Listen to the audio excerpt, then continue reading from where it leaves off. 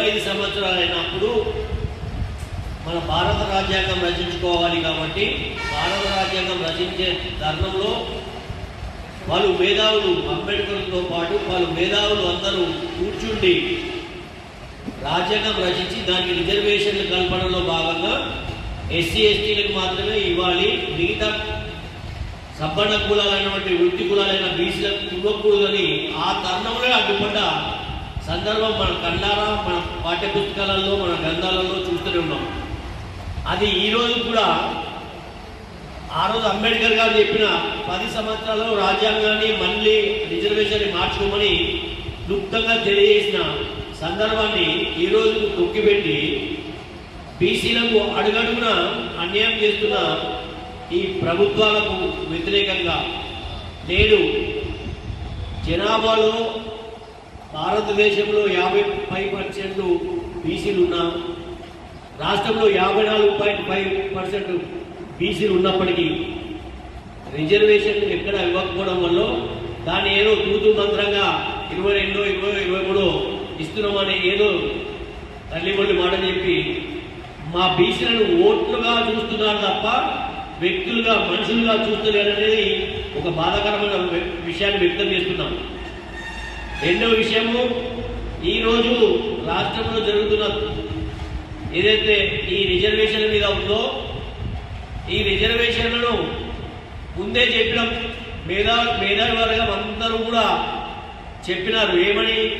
9th GO ప్రకారము సుప్రీంకోర్టులో ఉన్న 50% ఏదైతే నిబంధన ఉందో అది ఈ 9th జీవో ప్రకారం చెల్లదు అని చెప్పినప్పటికీ 9th షెడ్యూల్లో పెట్టమని చెప్పి ఇంతకుముందు ఈ పక్క రాష్ట్రమైన తమిళనాడు, కర్ణాటక వాళ్ళందరూ 9th షెడ్యూల్లో పెట్టి వాళ్ళ రిజర్వేషన్ సాధించుకున్న విషయాన్ని గుర్తు చేసిన దాన్ని వీళ్లకు చేయాలనే ఉద్దేశం లేదు. ఇక్కడ పార్టీ కాదు, వ్యక్తిగతంగా కొన్ని అగ్రవర్ణాలు చేసిన కుట్రాన్ని చెప్తున్నా. ఇక్కడ పార్టీలలో బీసీలు ఉన్నారు, ఎస్సీలు ఉన్నారు, ఎస్సీలు ఉన్నారు, మేము లేదు, ఏ పార్టీ లేదు. మేము ఓట్లు వేసేది మేమే, ఓట్లు మా అయితే సీట్లు మీయే. మేము ప్రత్యేకంగా వ్యతిరేకిస్తున్న విషయం ఏంటంటే జనాభా ప్రాతిపాదికన జనాభా నిష్పత్తి ప్రకారము ఈరోజు కులగణన చేసేది 54.5 అని మనకు అన్ని మేధావి వర్గాలు పత్రికలకు సంబంధించిన జర్నలిస్టులు అందరూ కూడా తెలియజేసింది ఏంటంటే 54.5 జనాభా నిష్పత్తి బీసీలో ఉన్నది. కానీ 42% ఇస్తా అంటే కూడా బీసీలకు ఈ సమాజంలో బీసీలో పెద్దల పాత్ర వహిస్తున్న మేము, కుల వృత్తులమైన మేము అన్నిటికీ అంచుకొని ఒప్పుకోవడం జరిగింది. కానీ ఆ 42% కూడా ఇక్కడ గమనించాలి మీరు. 42% అడ్డుకున్నది ఎవరు? మళ్ళా అగ్రవర్ణ రెడ్డిలు. వాళ్ళు ఎన్ని శాతం ఉన్నారు? మీరు తీసుకునే మేము ఫస్ట్ నుంచి చెప్తున్నాం. ఎవరి వాటా వారికి. ఎస్సీలకు రిజర్వేషన్ ఇచ్చినారు, బీసీలకు ఇచ్చేసి మీరు మీ అగ్రవర్ణాల శాతం ఎంత ఉందో మీరు తీసుకుంటే మాకు అభ్యంతరం ఈ రోజు లేదు, ఎప్పటికి లేదు, ఎప్పటికి ఉండదు కూడా. శాశ్వత పరిష్కారము ఎవరి జనాభా నిష్పత్తి ప్రకారం వారు తీసుకుంటే ఈ కొట్టాడు ఉండదు. రాజ్యాంగము సంపూర్ణమైన సత్వర్తిదానాన్ని ఇస్తుందనే సందర్భంలో మేము వారికి కూడా డిమాండ్ చేస్తున్నాము. మీ శాతం మీరు తీసుకోండి ఆయన.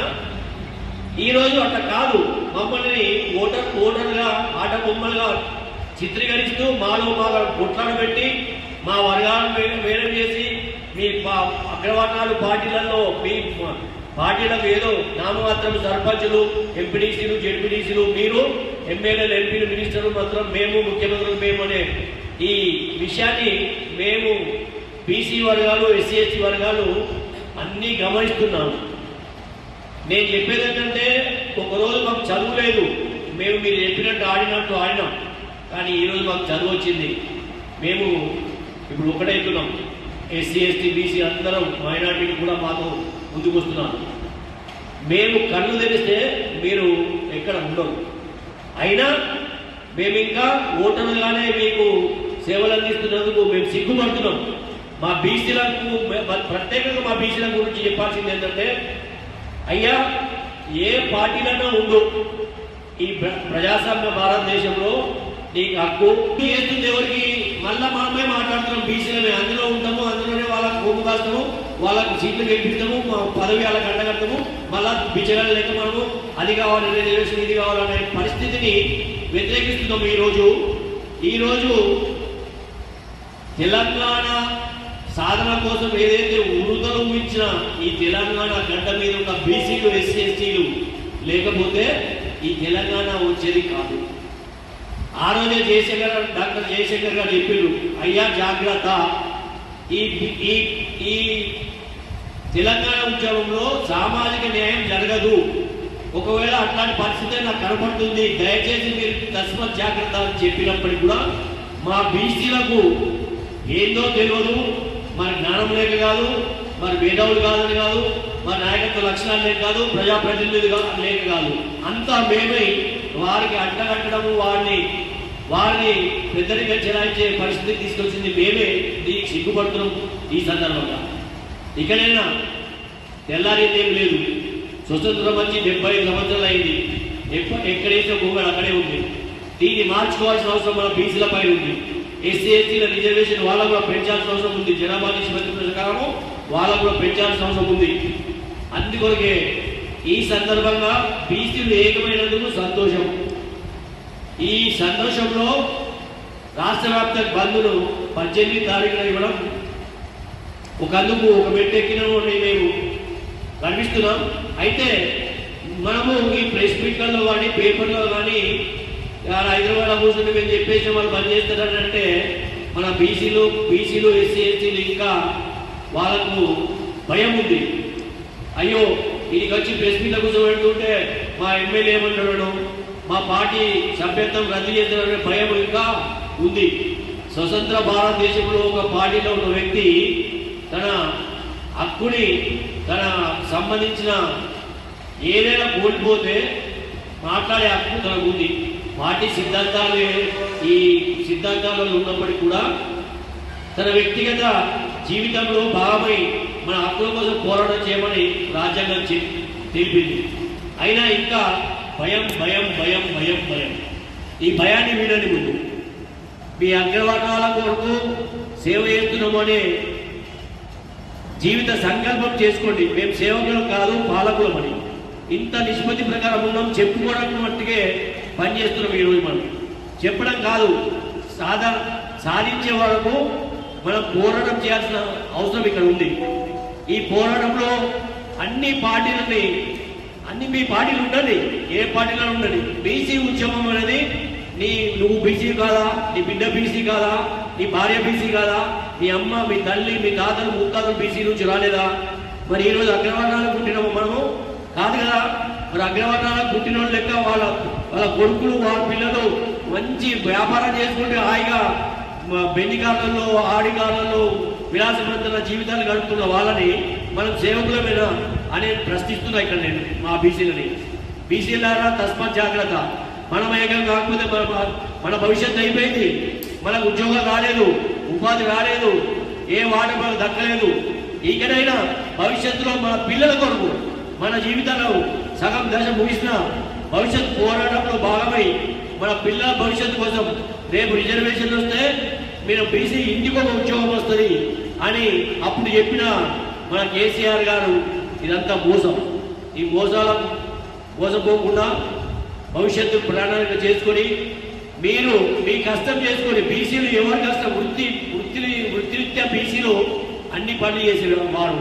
అంటే మీ కష్టాలపై మీరు జీవిస్తున్న మీరు భయపడడం ఎందుకు కూడా అడుగుతుంది. ఇక్కడ మీ కష్టమే కదా మిమ్మల్ని నడిపించేది, మీ భార్య పిల్లలు నడిపించేది. ఈ అగ్రవర్ణం వ్యక్తులు మీకు వచ్చి ₹1 ఇచ్చి మీ పిల్లల ఫీజు కట్టడానికి దాఖలాలు ఉన్నాయా? లేవు. వాళ్ళు మన ఆటబొమ్మగా ఓటర్గా వాడుకొని మన లోపల చిచ్చులు పెట్టి మన లోపల వర్గాలు విభేదం చేసి వర్గపోరులు క్రియేట్ చేసి వాళ్ళు పంపం గడుపుతున్న ఈ విధానాన్ని వ్యతిరేకిస్తూ ఈ 18 తారీఖున బంధు పిలుపుని స్వచ్ఛందంగా బీసీ బిడ్డలారా మీరు కూడా వ్యాపారంలో ఉన్నారు, మీరు కూడా మార్కెట్లో అన్ని సమపాలలో అన్ని వృత్తిరీత్యా మీరందరూ ఉన్నారు. మనకు ఈరోజు గర్వించదగ్గ విషయం ఏంటంటే ఎస్సీ ఎస్టీ బీసీ మైనార్టీలు బీసీలకు మద్దతు తెలుపుతున్నారు. వాళ్ళకు ఈ సందర్భంగా ధన్యవాదాలు కృతజ్ఞతలు తెలియజేస్తున్నాను. అంతేకాకుండా ఎస్సీ ఎస్టీ మైనార్టీ వ్యక్తులకు కూడా ఆ సమాజానికి కూడా నేను దయచేసి రిక్వెస్ట్ చేస్తున్నా, పెద్దన పాత్ర వహించిన ఏదైతే జనాభా ప్రకారం మా పెద్దన పాత్ర ఉన్నామో మాకే అన్యాయం జరుగుతుంది కాబట్టి మీరు కన్ను తెలిసి మాకు నిజమైన మద్దతు తెలపడం గర్వించదగ్గ విషయం. కాబట్టి ఈ బంధుని స్వచ్ఛందంగా మీ పైన వదిలేస్తున్నాం. ఏదో పార్టీ పిలుపునిస్తే ఈ ఇంటి ఏదో పోయినట్టు అన్ని దుకాణాల పట్ల తిరిగి బంద్ చేస్తాం. ఇప్పుడు బీసీల ఆత్మగౌరవం సంబంధించిన వ్యవస్థ కాదా ఇది? మన రిజర్వేషన్ మన పూర్తిగాడికి వచ్చిన ముక్కని రాకుండా ఈ రిజర్వేషన్ మీ వ్యక్తిగతంగా మీ భవిష్యత్తు నిర్ణయించేది కాదా? బీసీలారా తస్మాత్ జాగ్రత్త. మీరు మారకపోతే సమాజం మారది. ఈ స్పీచ్లకు ఈ చిన్న చిన్న పోస్టులకు మీరు ఎప్పుడైతే ఆశపడి కొట్లాడుకున్నారో అప్పటి వరకు ఈ అగ్రవర్ణాల రాజ్యం ఉంటుంది. ఈ అగ్రవర్ణాల రాజ్యం ఎప్పుడు పోదు. వాళ్ళకు మనం బానిసలుగానే బతుకుతాము, బానిసలుగా ఉంటాము. సరే, ఇప్పటి వరకు ఉన్నాం. రిజర్వేషన్ వస్తే ఉద్యోగాలు వస్తే వారి ఉపాధి కల్పించుకొని వారి భవిష్యత్తు నిండా మంచిగా ఉండే పరిస్థితికి వస్తుంది. కాబట్టి మీపైనే వదిలేస్తున్నాం, మీ వ్యక్తిగత పైన వదిలేస్తున్నాం, మీ ఆత్మగౌరవం పైన వదిలేస్తున్నాం. మీరు ఈ బంధుని సంపూర్ణంగా రాష్ట్రంలో ఒక్క దుకాణం తెరవకుండా, ఒక ప్రైవేటు కానీ విద్యాలయాలు కానీ వ్యవస్థ కానీ మార్కెట్ కానీ ఏది కూడా అందుబాటులోకి తీసుకురావాల్సిన అవసరం లేదు. మీరు ఆ రోజు తక్షణం పనిచేయండి. మటన్ కొట్టే వారి కాడికి పడితే రాష్ట్రం ఇస్త్రీ చేసే అందరూ మేము ఈరోజు బట్ట కట్టుకుంటున్నారు, ఈరోజు మీరు తెల్లగా బయటకు వెళ్తున్నారు, డ్రైవర్ కాడికి వెళ్ళి ఓనర్ దాకా మీరు మేము ఈ పిలుపుని తక్షణంగా జయప్రదం చేయాల్సిన అవసరం ఉంది. కాబట్టి ఈ మా పిలుపు మేరకు విచ్చేసిన మా నైపేట మండల అన్ని కుల సోదరులందరికీ ప్రత్యేక ధన్యవాదాలు తెలుపుతూ, అదేవిధంగా పత్రికా విలేకరులు కూడా మీరు కూడా బీసీ బిడ్డలే మరియు ఎస్సీ ఎస్టీలో ఉన్నారు. మీరు కూడా మీ వంతుగా కృషి చేయాల్సిన అవసరం ఉంది. కాబట్టి దయచేసి ఖచ్చితంగా ఈ బంధువులు జయప్రదం చేస్తారని ఆశిస్తూ ఈ అవకాశం ఇచ్చిన నవీపేట మండల కుల పెద్దలందరికీ ధన్యవాదాలు తెలుపుతున్నాను.